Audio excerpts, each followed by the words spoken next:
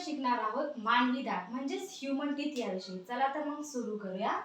दातांची निर्मिती जी होते तर दाताची निर्मिती एका कठोर ऊतकापासून बनलेली आहे. दात पहिले हाडामध्ये गणल्या जायचं, पण त्यानंतर दाताला त्याची निर्मिती एका कठोर ऊतकापासून होते. दातांची निर्मिती हाडापासून न होता एका कठोर ऊतकापासून होते.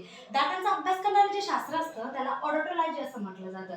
दाताला जर नुकसान कोणत्या गॅसपासून होत असेल तर तो गॅस आहे फ्लोरीन. फ्लोरीन या गॅसपासून दाताला नुकसान होत असतं. आता दाताचे दोन भाग असतात, एक असतो आतील भाग आणि दुसरा असतो बाहेरील भाग. दाताचा बाहेरील भाग त्यालाच इनॅमल असं म्हटलं जातं आणि तो कॅल्शियम एपेटाइट पासून बनलेला असतो. आता दाताचा जो पांढरा भाग दिसतो हा पांढरा भाग म्हणजेच इनॅमल असतं आणि हा कॅल्शियम एपेटाइट पासून बनलेला असतो. ऍक्च्युअली दात जे असतात तर दात हे कॅल्शियम फॉस्फेट पासूनच बनलेला असतो, पण इनॅमल जो असतो तो कॅल्शियम एपेटाइट पासून बनलेला असतो. हा दाताचा वरचा जो भाग दिसतो हा दाताला एक आकार प्रदान करतो. जसं फॉर एक्झाम्पल पहा,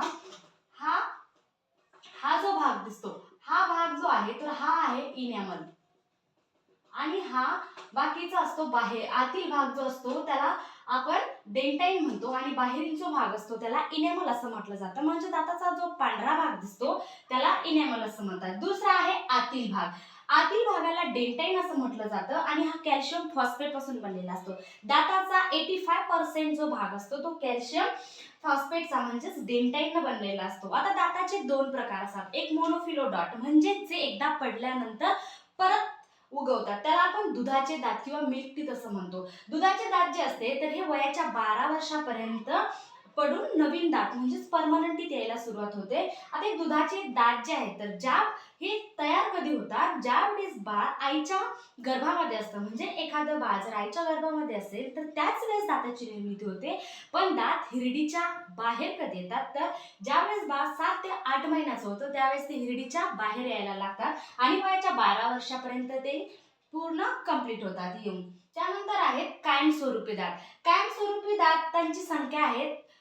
कायमस्वरूपी दात त्यांना म्हटलं जातं जे एकदा आल्यानंतर जर ते पडले तर ते परत निघत नाही, त्यांना कायमस्वरूपी दात म्हटलं जातं.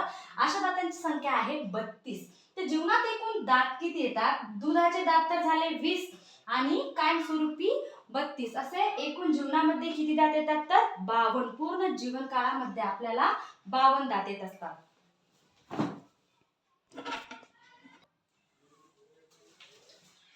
टाइप ऑफ टीथ, दाताचे प्रकार. तर दाताचा पहिला प्रकार आहे इन्सियर. इन्सियर म्हणजेच पटाशीचे दात. हे समोरील जे आपले दात दिसतात त्यांना इन्सियर म्हणजे पटाशीचे दात म्हणतो. तर त्यांचं काम काय असतं?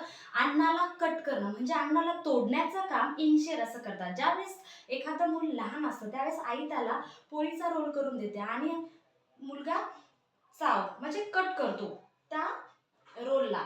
तर इन्सियरचं काम काय असतं की अन्नाला कट करण्याचं काम असतं, अन्नाला काटण्याचं काम करतात. तर यांची संख्या वरती 4 आणि खालती 4 असे 4 गुणिले 2 जर केलं तर यांची संख्या असते 8. हे बरोबर नाकाच्या खाली असतात म्हणून यांना नोज टीथ असं पण म्हटलं जातं. त्यानंतर दाताचा दुसरा प्रकार आहे कॅनाइन. कॅनाइन म्हणजे सुळे. सुळे हे यांचं काम असतं अन्नाला होल करणं. सुळे दात हे मांसाहारी प्राणी जे असतात जसं वाघ, सिंह, कुत्रा यांचे जे दात असतात ते त्यांचे दात मोठे मोठे असतात, कॅनाइन. हे बरोबर डोळ्याच्या खाली असतात म्हणून यांना आय टीथ असं म्हटलं जातं आणि यांची संख्या 2 गुणिले 2 अशी 4 असते. वरती 2 सुळे आणि खाली 2 सुळे असे एकूण 4 कॅनाइन असतात. त्यानंतर आहे प्रीमोलर. प्रीमोलर म्हणजेच उपदाढा. यांचं काम असतं अन्नाला चघळणं. ज्यावेळेस आपण अन्न कट करतो, अन्न कट कशाने करतो तर इन्सियरने अन्न कट करतो, त्यानंतर ते प्रीमोलरकडे किंवा मोलरकडे आपण ढकलतो आणि त्यांना चघळतो. म्हणजे अन्नाला बारीक करण्याचं काम कोणाचं असतं तर प्रीमोलरचं असतं.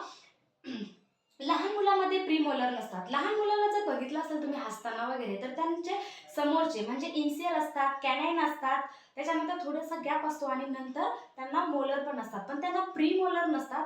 मिल्क टीथ मध्ये सुद्धा प्रीमोलर नसतात. तर लहान मुलामध्ये कोणता दात नसतो तर प्रीमोलर हा दात लहान मुलामध्ये नसतो. हे बरोबर गालाच्या मध्यामध्ये असतात म्हणून त्यांना चिक टीथ असं पण म्हटलं जातं. यांची संख्या 4 गुणिले 2 अशी एकूण 8 संख्या असते. त्याच्यानंतर आहे मोलार. मोलार म्हणजेच दाढा. यांचं पण काम असतं अन्नाला चघळणं किंवा अन्नाला बारीक करणं. सगळ्यात मोठे असतात आणि हे मजबूत पण असतात. आपण काहीही त्यांनी चावू शकतो. आता या दाढामध्येही फर्स्ट मोलर, सेकंड मोलर आणि थर्ड मोलर असते. फर्स्ट आणि सेकंड मोलर लहान मुलांना असते, पण थर्ड मोलर जे आहे ज्याला अक्कल दाढ असं म्हटलं जातं, तर अक्कल दाढ जी आहे तर लहान मुलामध्ये थर्ड मोलर हा दात नसतो. थर्ड मोलर असं म्हटलं जातं की ती वयाच्या 21 किंवा 21 ते 24 वर्षादरम्यान येते, पण असं काही नसतं, कोणाला लवकर पण येऊ शकते. तर लहान मुलामध्ये कोणती मोलर नसते, थर्ड मोलर लहान मुलामध्ये नसते. दातामध्ये कोणता दात नसतो, तर प्री मोलर म्हणजेच उपदाढा हा दात लहान मुलामध्ये नसतो.